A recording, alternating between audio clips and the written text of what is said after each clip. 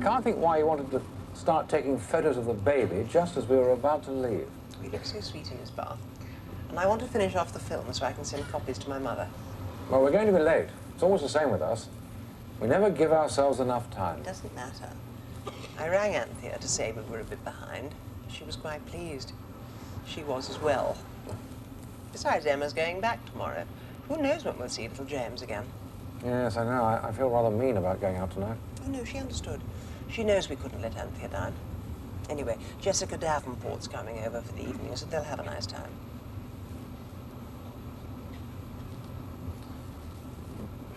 What does he do, this chap of Anthea's?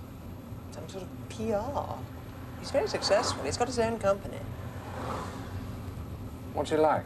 Oh, darling, I met him for all of half a minute in reception when he came in to pick up Anthea the other day. He seemed very nice. Well, he's sort of...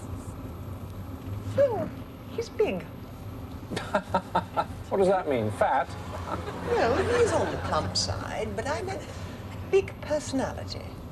He struck me as a sort of larger-than-life kind of character. Oh, Lord. Oh, no, he's very nice. I liked him. I hope it works out for Anthea this time. She seems very fond of him. She's probably clutching at straws. That's not very kind. Well, you know what I mean. She's desperate to find a man, isn't she? Before it's too late. I reckon she'd settle for anything. Well, you could be right. After all, when she thought you were available, she set her sights on you. And there I was, riding along, one foot in the stirrup, the other hooked round the horse's neck. And all the time, the saddle is slowly sliding around until eventually I found myself sitting underneath the horse.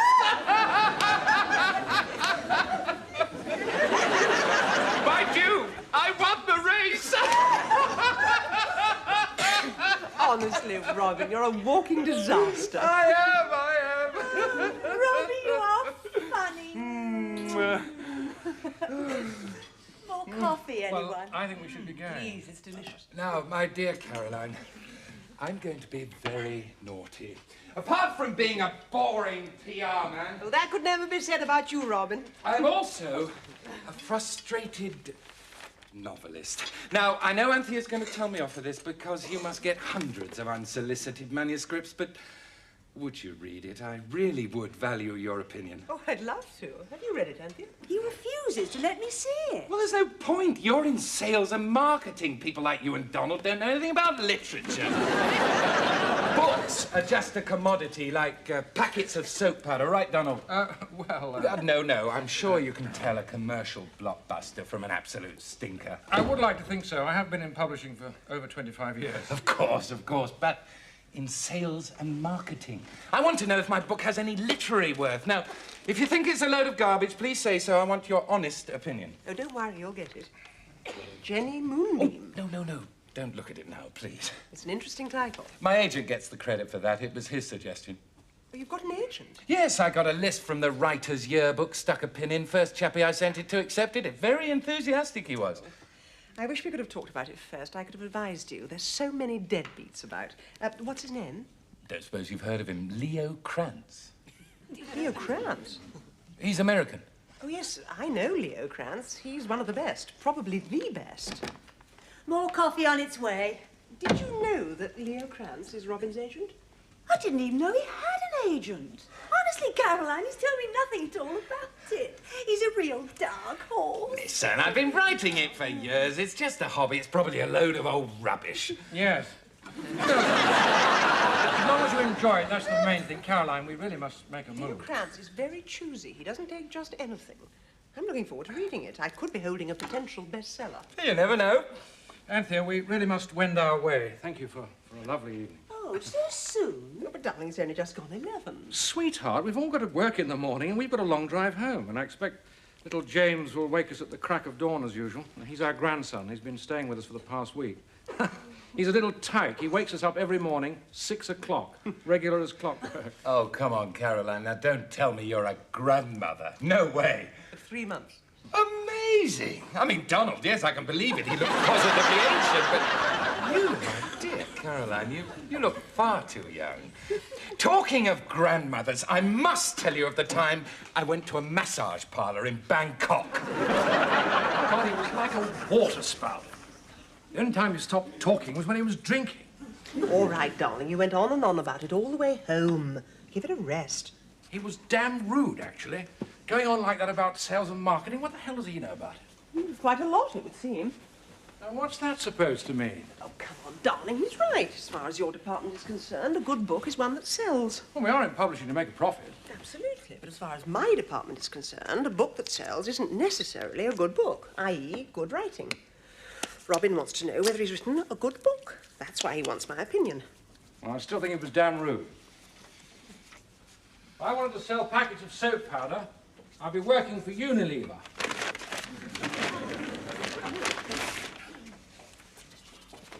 Now, you're not going to start reading that now, are you? It's 1:15. You're spraying toothpaste all over the carpet.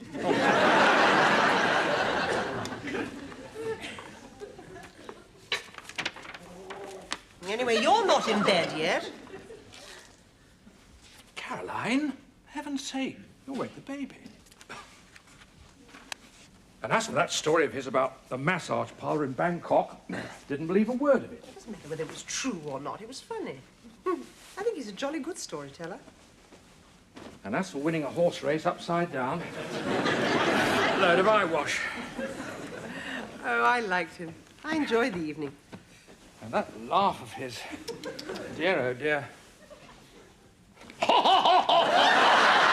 Donald, the baby. Sorry.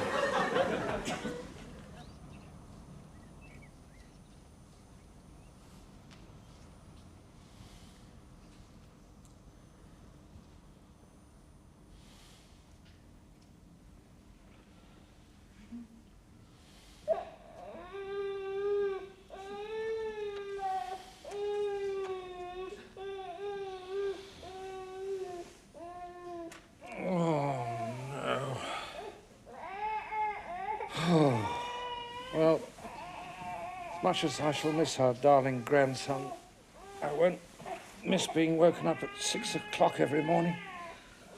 Oh, he is a little monster.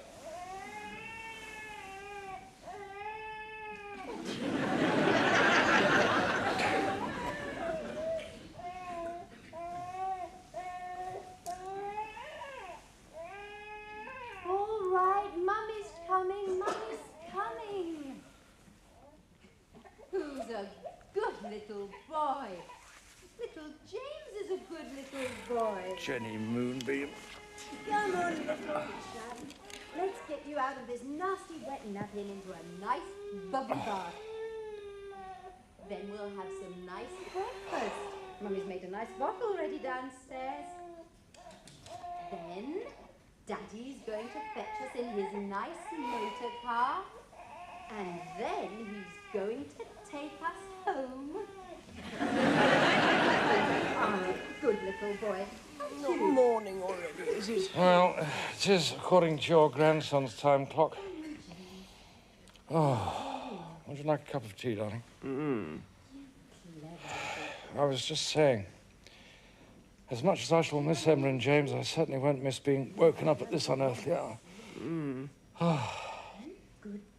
You fell asleep with your glasses on. Did I? I've just taken them off. Thank you.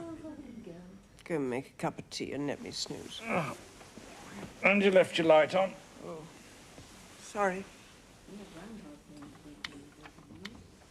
Now, where's my slippers? Clever little boy. James Alexander Mackenzie is a clever boy, aren't you? Are you smiling at Mummy? Are you? Oh, right, come on. Shh, Mum's nearly finished. Well, I see Mr. Endicott wrote a riveting book. What do you mean, You fell asleep after the first 15 pages. I read it, then I went back to the beginning. Oh, you read it? Yes. Oh, you're determined to wake me up, aren't you? No. Go on, you have a snooze. I'll make the tea. Good, was it? Brilliant. Oh, Donald, can we talk about it later? Yes, all right. No need to get ratty. Not my fault you stayed up reading until the early hours. Morning, Grandpa. Oh, morning. Say good morning to Grandpa. Going home today, are you? Yes, we are, Grandpa. Lovely. Grandpa, you slept right through till 20 to 9. Good boy. 20 to what? Caroline, it's gone 20 to 9. I know! Leo, we've been going round and round in circles for 2 days now. Look, I want this book, but let's get it in perspective. It's a first novel. It's still a risk. There is no way I'm going to get Donald to agree to that figure. Look, Leo, we paid over the odds for the Fergie book. Yes, we did. Now, look, can't you meet me halfway on this one? Okay. Well, I'm going up to the editorial meeting now. I'll see what I can do. Yep, my offer will be in the post tonight. Okay, bye, Leo.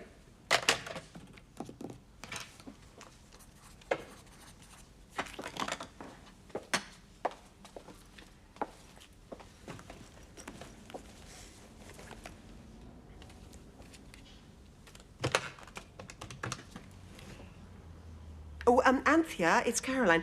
I'd like to have a little talk before the meeting. Can you pop in for a moment? Thank you. Bye.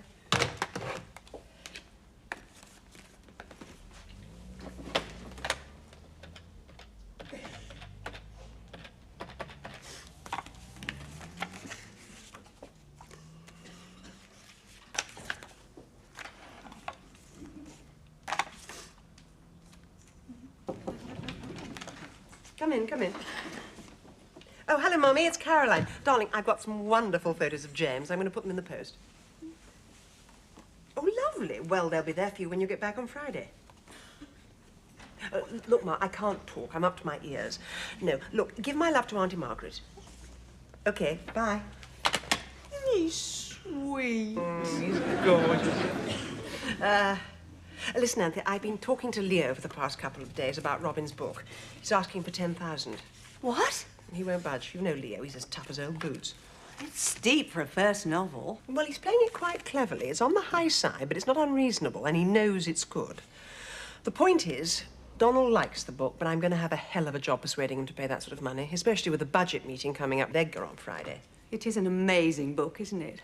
I can't believe that it's my Robbie that's written it. Right. Well,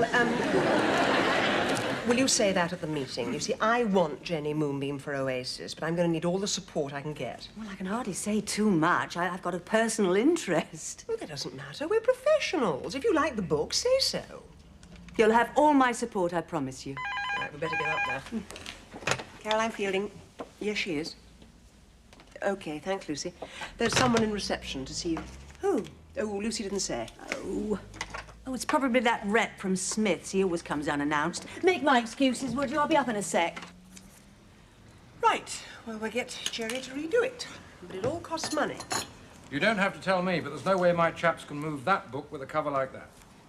Right, now, Jenny Moonbeam by Robin Endicott. I think you've all had a chance to read the book, and I'm sure you'll agree that we should make every effort to secure the rights of this exciting new work. Depends how much it costs. Quite.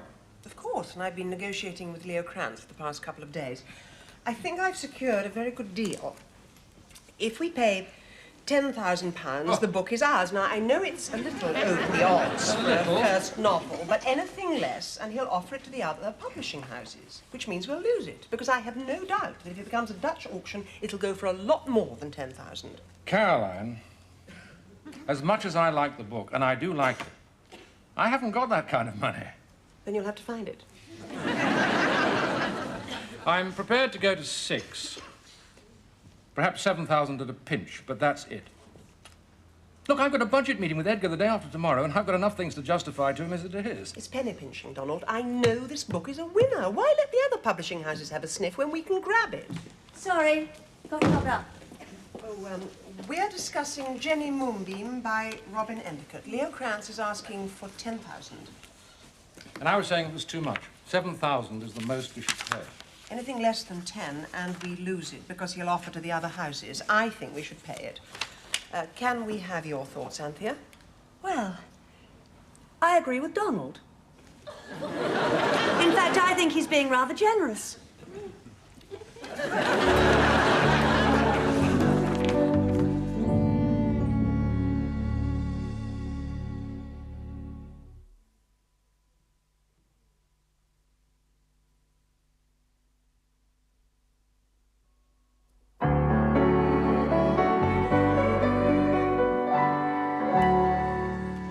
Thank you, everyone. That's it.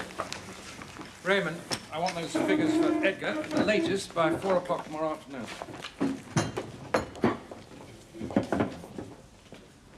I was doing quite well till you joined us, Anthea. Yes, I'm sorry I was late, but I had a visit from Mrs. Endicott.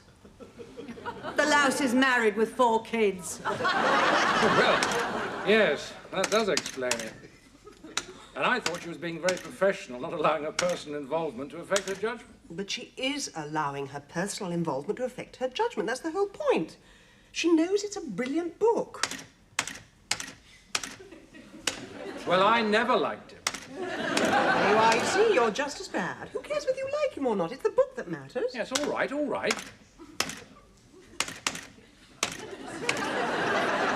I'm going to tell Edgar at the meeting. I'm going to make sure he knows we could have had Jenny Moonbeam for Oasis. Fine. Come on, let's get out of here. I've had enough of this place for one day. Not till I finish this. It's got to be in the post tonight. It's my offer to Leo Krantz for £6,000. Well, why are you doing it? Because my secretary's gone home. Well, can't you do it in the morning? It has to be in by the morning. Well, I can't see the point, as you're so certain he's not going to accept it. You never know. Miracles sometimes happen. Besides, I want it on record so that when the book's a bestseller, I can wave this letter under your nose. And Edgar's.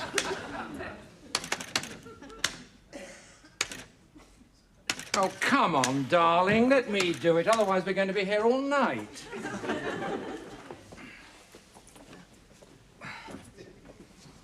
Oh, thank you.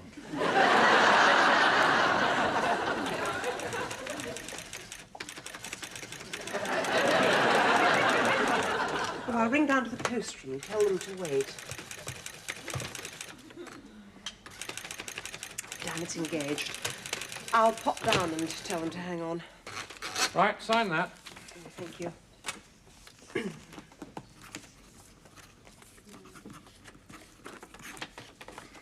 Oh, and when you've done that, will you send those photos to my mother? Yes, Miss Fielding. I'm delighted to report we've retained Shirley Lee Sheffield's services with a new 3-book deal. At no little cost, it would seem. I think you'll find it's a very shrewd investment. Carry on. Oh, that just about concludes my report. Oh, no, one last thing. We've made an offer on a wonderful book, Jenny Moonbeam. Author? Robin Endicott, a brilliant new writer. How much? 6,000. I don't think we'll get it, but such is my belief in Jenny Moonbeam that I would like to place on record that I think we should have offered more than this. Much more. Yes, a lot more. A great deal more. Well, time will tell. Thank you, Caroline. Don, I know it's getting late, but there are a couple of things in last month's figures I'd like to go over with you. Yes, yes, of course. Would you excuse me for a moment, Edgar? Sure. He's left for the weekend? Well, is there any way I can get in touch with him? Do you have a telephone number? Well, do you know where he's staying? Okay, well, thanks for your help. This is the letter that you sent to Leo Krantz. Yes. Have you read it? Of course I've read it. I typed it. I know. We haven't offered £6,000. We've offered 60,000. You typed an extra nought.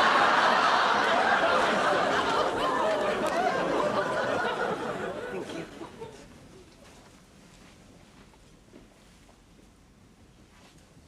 Oh, dear, dear. If only we could get hold of Leo Krantz. Didn't that person you spoke to have any idea where he was?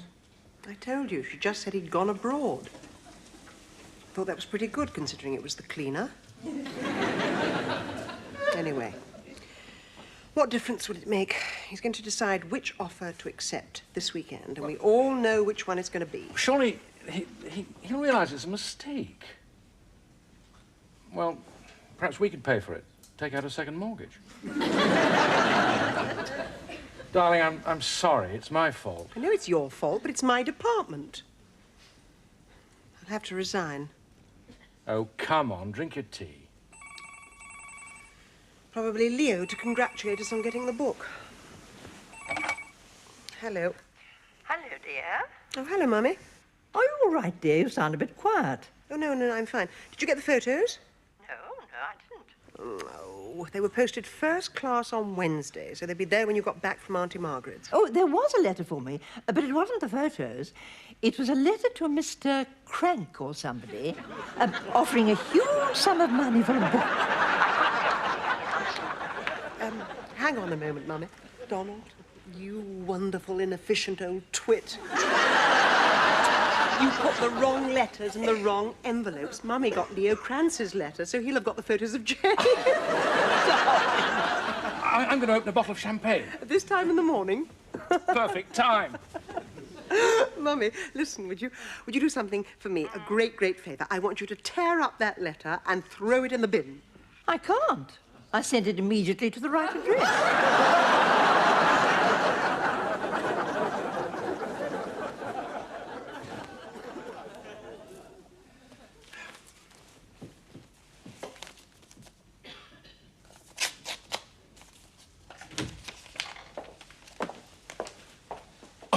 Carolina. Hello. I'm sorry to keep you waiting. I literally just got off the plane from New York. Flew out Friday, back in this morning. Here. Thank you. Can I get you something? Tea, coffee? No, thanks. I've had plenty. So how you been, huh? Have a good weekend? I've had better. Leo, I want to talk to you about Jenny Moonbeam. I thought you might. Leo... It's too late, Caroline. You know the terms? Largest offer gets the book. That was the deal. But it was a mistake. It was an oversight. Well, that's as may be, but put yourself in my shoes. Business is business, and a deal is a deal. I'm sorry, but it's too late. Oh, come on, Leo. It was obviously an error on my part. Can't you help me out on this one? Caroline, as much as I love you, the answer has to be no. A deal is a deal. McFarland's has come up with the highest offer, so the book is theirs. And I never go back on my word. I'm sorry, Caroline. Oh, your snapshots. Beautiful boy, by the way, and does his Donald look well, huh? I would have sent him on to your mother, but I didn't have her address. Oh, she forwarded my letter to you. Didn't you get it? No, as I said, I just stepped off the plane.